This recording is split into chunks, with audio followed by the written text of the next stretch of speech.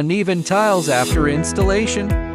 Don't worry, today we'll show you the best way to level tiles perfectly for a smooth, flawless finish. Sometimes after laying, you'll notice uneven tile edges. This is called lippage.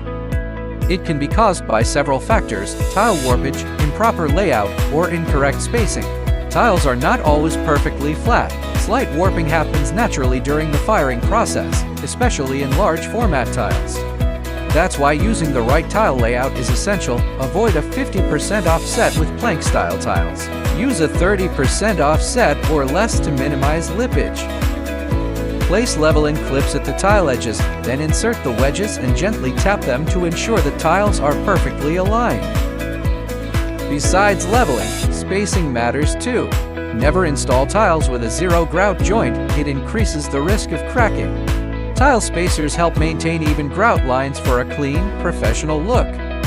Once the adhesive is cured, tap the wedges gently with a rubber mallet to snap off the base cleanly. Tile and Top's premium marble tile collection features ultra-flat precision surfaces.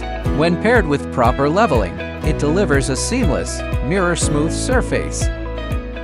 Tile and Top, more than tiles, it's perfection in every detail.